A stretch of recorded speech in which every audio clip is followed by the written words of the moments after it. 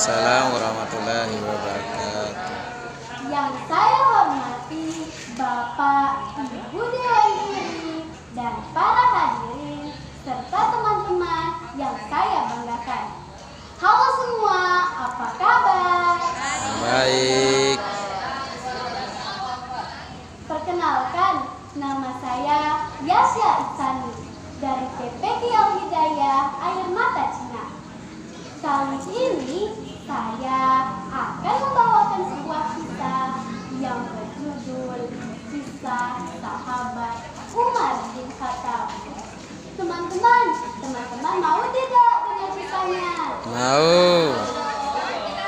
Kita dengarkan kisahnya bersama-sama ya.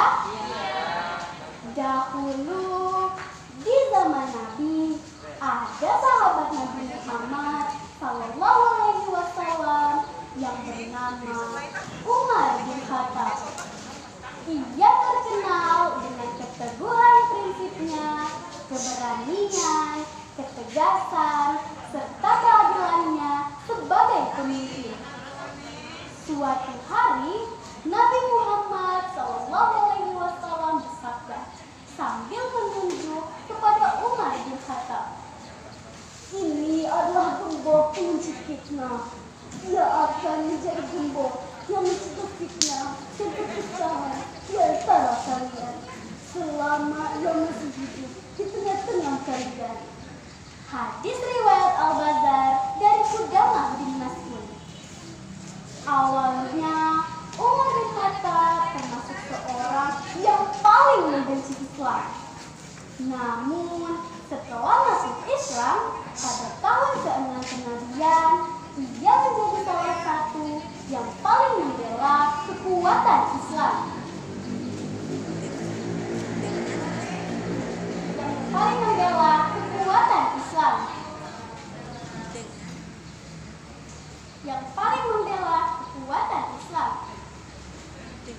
Dengan masuknya Umar bin Khattab menjadi Islam, maka Allah Subhanahu wa Ta'ala telah menjawab doa yang telah dipanjatkan oleh Rasulullah Sallallahu Alaihi Wasallam 2 hari sebelumnya.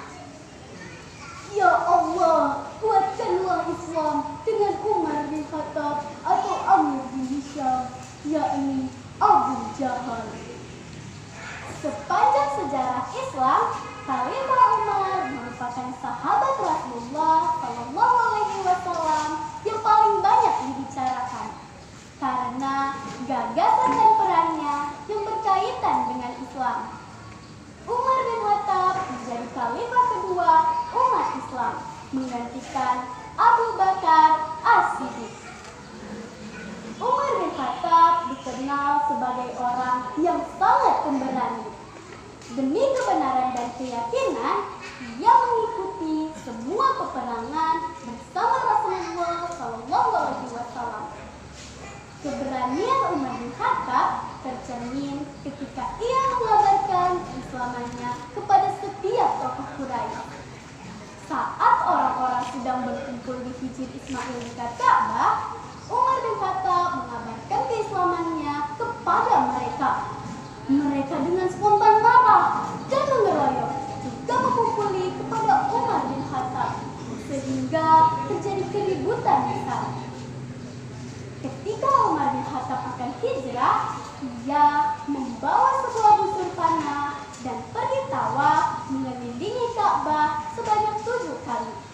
Kemudian ia dengan terang-terangan mendatangi kelompok orang-orang Quraisy seraya berkata, "Wahai wajah-wajah kusam, barang siapa yang ingin ibunya kehilangan anak, anaknya menjadi yatim, dan istrinya menjadi janda, maka temui aku di belakang lembah."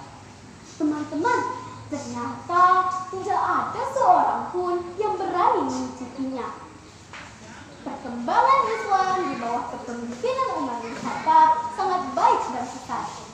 Selain meneruskan kebijakan Abu Bakar, ia juga membuat gebrakan-gebrakan revolusioner dalam pemerintahannya. Dan di dalam pemerintahannya juga, ia telah menaklukkan kota-kota besar di beberapa negara, di benua Asia dan benua Afrika. Jasa-jasa Umar bin Khattab kepada kaum muslimin sangat banyak. Salah satunya adalah ia telah menulis dan menetapkan penanggalan Islam, atau yang kita kenal sekarang dengan penanggalan Hijriyah. Teman-teman, singkat cerita, kesuksesan Umar bin Khattab dalam memimpin kekhalifahan mengundang rasa iri dan dengki para musuh-musuhnya.